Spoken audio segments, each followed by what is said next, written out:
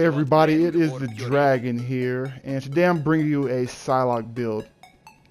For me, she's been a ton of fun to play. She is a really powerful melee character. She moves quite a bit throughout the entire process of just fighting and attacking. I really wanted to capitalize on having her projections out. I'm a huge summoner fan, as you know. A lot of my builds are kind of be like summoner focused. I do builds as well that aren't summoner focused, but again, that's just my freaking forte. I love to play summoners. But yeah, let's dip and delve into Psylocke here. So what you're going to see is all her attacks, for the most part, are going to be doing a ton of movement and a ton of like psychic ability. She has some nice crowd control as well. Let's take a look at her traits. Telekinetic prowess, plus 20% to enemies not targeting you, which is really good. You're going to have her summons up most of the time, and they only attack when you attack, or they'll just stand around, but they do taunt the enemy, so the enemies will go and attack them over you, which increases your survivability quite a bit. Damage, plus 72%. That's so far. You can definitely increase that a ton. I've seen people on here with plus 200% pretty easily once you start to really get into that cosmic level stats and really speccing your gear correctly. Next up, primary resources psionic barrier negates 50% of all incoming damage and absorbs the rest.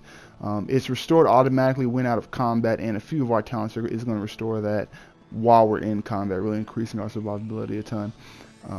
She also has the psionic resilience, which lets you see all the enemies on the minimap, which is a pretty nice perk. Plus 3% dodge rating, plus 20% deflect and dodge rating on top of that. As a multiplier, which is just going to keep boosting that damage. You're going to be taking a little bit more damage when you get hit. Luckily, Sonic Barrier will be negating 50% of that. But also, when you do dodge, you won't take any damage, and when you deflect, you'll take partial damage. Next up, close quarters. When you hit with the melee power, you also have nice damage reduction of plus 8% for 3 seconds. Quick and easy. Obviously, she's an assassin, like a melee sort of character. And so they really played on that here. So let's take a look at our powers really quickly. I have Shadow Dash spec'd in currently, but that's just because I just beat the Cosmic Trial. I was kind of messing around a little bit after that. But what we're going to do is go ahead and spec. I'm going to switch to my original spec, which is to put the Psionic Bow in there, and I'll kind of go over that a little bit. But first, my main attack ability is going to be Falling Lotus Strike. I'm going to be spamming this non-stop every time I have my projections up, and I'm going to have 4 projections up. I'm going to be doing a Falling Lotus Strike, along with all my other projections doing the Falling Lotus Strike. That's going to apply the damage twice per second, the 2703, plus a damage from one of my talents, so it's going to apply 2 DOTs to every enemy it hits, along with all my Sonic projections doing the same attacks over and over and over. But it's going to do a ton of damage. It's really one of my go-to abilities, a lot of movement. She's pretty big on movement, as she's kind of squishy if you're just standing there, especially on Cosmic. Next up, we have another ability I like to spam, the Psycho Blast. Release a blast of sonic energy. It's going to blast everybody in a cone. And what's really nice about this, enemies who are both vulnerable and weakened are dealt double damage twice and are stunned for 3 seconds. As you know, with the update, you can stun pretty much everybody besides bosses for the entire time every stun. Bobby, keep those thoughts really to yourself, increases your survivability on Cosmic. And then let's see what applies vulnerability and weakened on her. So where I'm going to get the weakened state from is from a Psionic Assault. Quick and easy, doesn't have a cooldown. As you see, I have it mapped to my circle, because I only like to use it whenever I'm using my other cooldown, which is Sonic Blast, or excuse me, Psionic Vortex. But it's going to apply that DOT. It's going to also give me a nice weakened debuff on the enemy, and give negative 50% attack speed and move speed. Next up is Psionic Vortex. This is going to consume enemies in a deadly implosion of sonic energy, so it's going to really pull everybody in, blow up.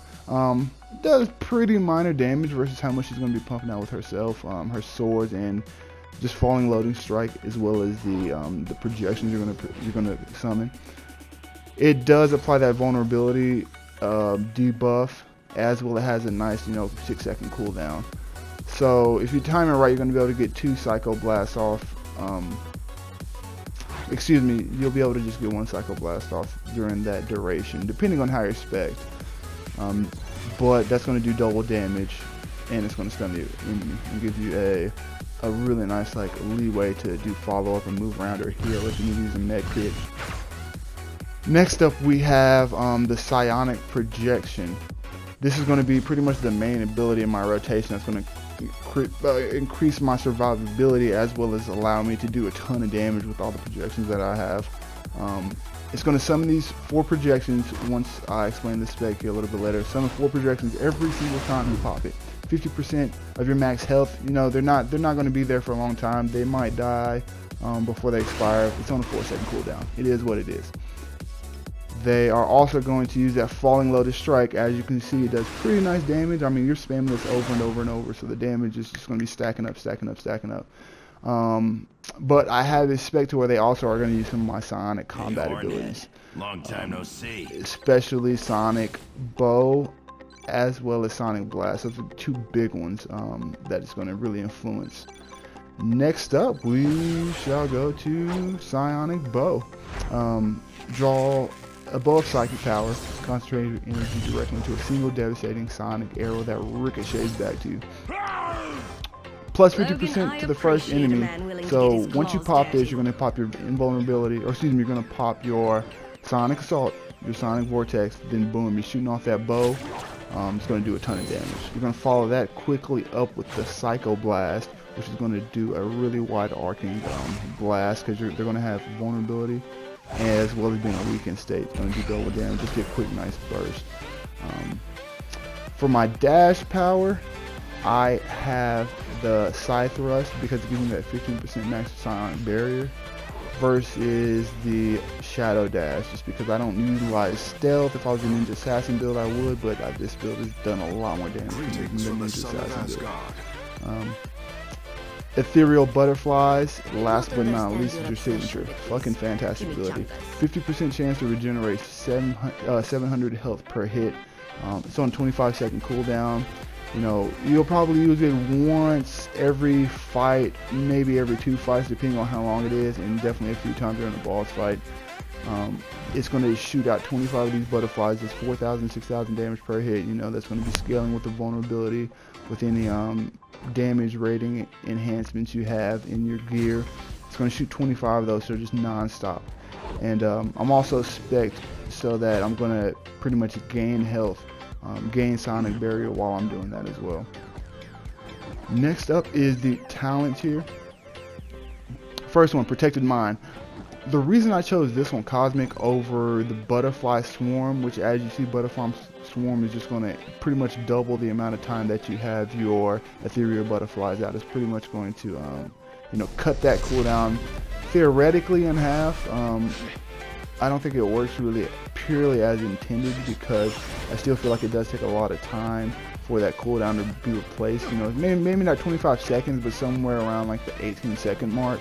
Versus just a nice, you know, just a solid reduction. I feel like the reduction isn't as a necessity as it could be for this talent. But regardless, I chose Protective Mind because it's going to give me damage rating buff, a damage rating buff, apply guarded to allies while you're in combat, as well as give you that 25% of your max psionic barrier per second, which is going to be huge. You're not going to be taking damage to your health as long as your psionic barrier is continually being replenished. Plus 10% on the health as well as health gain, so you're just going to get a nice health boost and gain more health over time.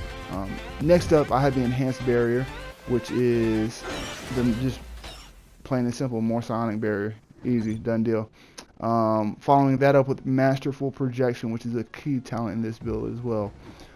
Your Sonic Projections are going to be shooting Sonic Bow, Sonic Blast, and Side Thrust. They are going to be devastating people.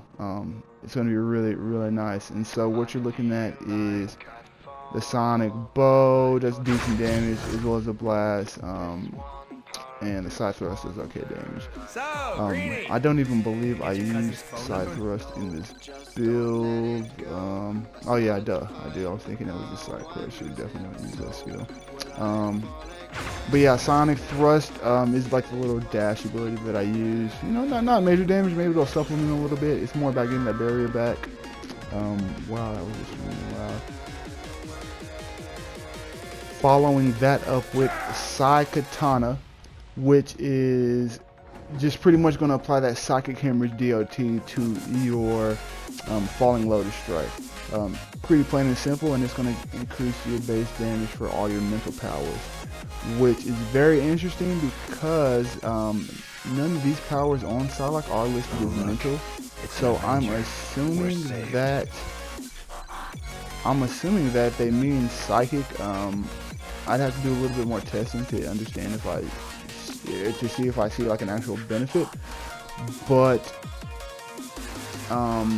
yeah, I'm pretty sure it enhances that psychic aspect of powers. I mean, I'm doing a ton of damage, just kind of running through Cosmic pretty well. But anyway, Psychic Hemorrhage is going to last for 6 seconds, so it's going to fall right in line with that Falling Lotus DOT as well. And last but not least, very key talent in this build, Psionic Projection creates the max allowed projections when activated. So when you push that triangle button now, which I have it mapped to, it's not going to summon just one, but it's going to summon all 4 of your projections, because we get an extra one with a Masterful Projection, and then we follow that up with another one with Flawless Projection. So very, very key talent, very nice talent. Create a Sonic Projection whenever you move as well, so you'll always have, you know, 1 to 2, depending on what you're doing. You'll always have 1 around, but when you hit triangle, game's on. Her ultimate talent, you know, is Sonic Maelstrom. Summon a dazzling kaleidoscope of Sonic butterflies. So with you as a center point, what this is going to create is just like a bunch of freaking Sonic butterflies around you. Just, you know, applying a nice, you know, what is it, 15 or so K DOT to everything around you for 20 seconds. More importantly, this is going to increase your survivability because you'll be having a 25% of max Sonic barrier per second. Plus, it's going to increase your damage by 30%. On top of that, it's going to slow everybody down by negative 50% around you. Well, I guess that would be speed, everybody up, but it will slow down their attacks by 50% and their move speed. Very, very nice talent and ability. So if you're fighting a boss, you know, 10-second cool or 10-minute cooldown, might as well pop it and have a good time. The life of a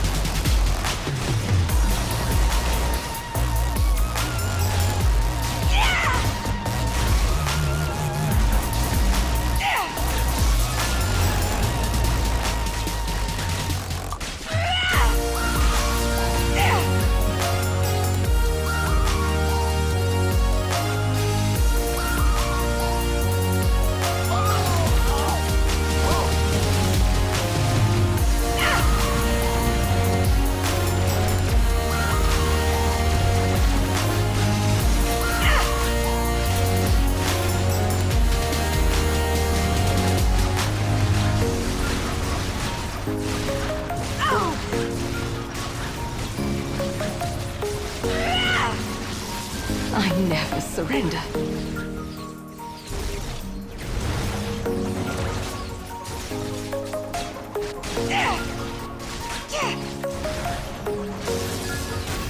What have we here?